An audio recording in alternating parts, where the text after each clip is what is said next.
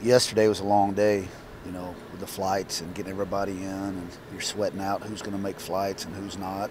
But then you come out here, and it didn't take them long to get back into it.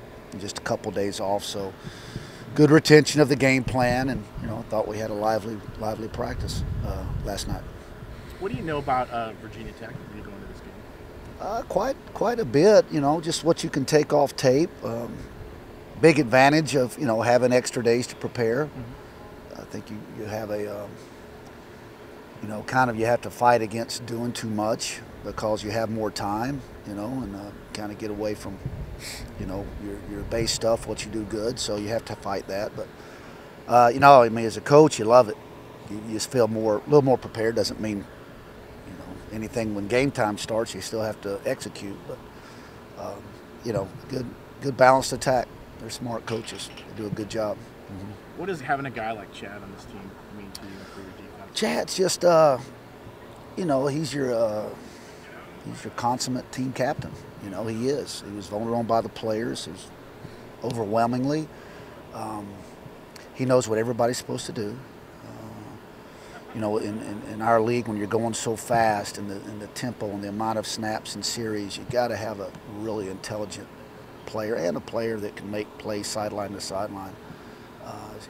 Shifts, formation, changes, adjustments. You have to have a guy like him, and he's been a champion for us as far as that goes. Off the field, what kind of person is he? Very intelligent. He's going to be successful in whatever he chooses to do. I think he's working on his third degree now. Great parents. He's just, again, he's what college football is about. A young man's going to get a great education, get the experience of leading a group of men. He's going to be a great asset to whoever can land him. He'll have a chance to get in some camps, I think. And then after that, however that NFL career lasts, I don't know. But I don't worry about Chad Whitener being successful.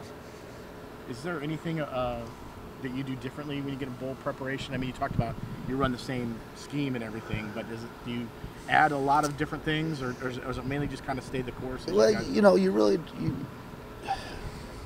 I guess the advantage you get, you kind of have to stay your course, but you have more time to work on more exotics that they do.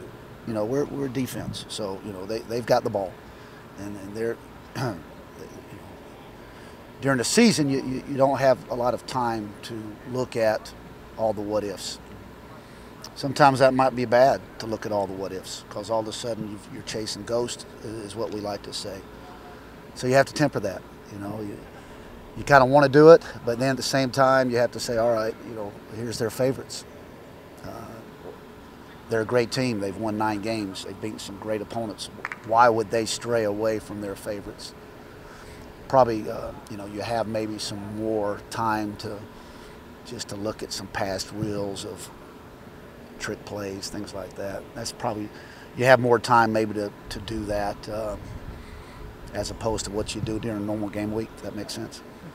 Do you have any familiarity with Justin Fuente? I don't. I know Brad, though, the OC, yeah, just from, I've been in Oklahoma State, 10 years now, and Brad was there when I first started. Just knew then he had it. Whatever it is, he had it. So it's no surprise what he's done. So haven't seen him down here yet, but look forward to seeing him. Got some, close mutual friends back there in Stillwater. So I call him a kid. He's not a kid anymore, but back then he was. Just a great young man. Yeah. Do you having some of that familiarity? Do you expect to help you guys out, so to speak? Or no, he's going to want to stick it to us probably more than he normally would anybody else, just because of his history there. It'll be fun. It's always good to, as long as I've been in it, it's very rarely you go to a bowl game, whatever we've been to, 12 straight now, whatever. It's very rarely do you go without knowing somebody on another staff, and cross paths with them. So it's good to kind of reunite with those guys. Maybe when it's not a stressful situation because it's not game day yet, so you can have a few laughs.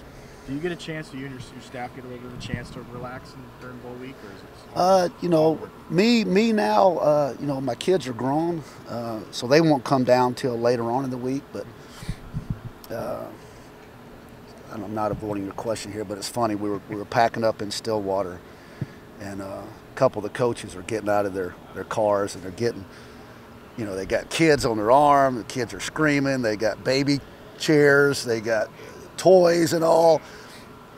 And I just remember those days, going to bowl games when I was younger. And it was kind of nice because I just got out of my car, had my bag. See you guys. I said, hey, in about 20 years, you're going to look back and you'll be sweating. You'll be looking at that, laughing at some other young coach bringing a week's worth of toys and baby stuff for the week.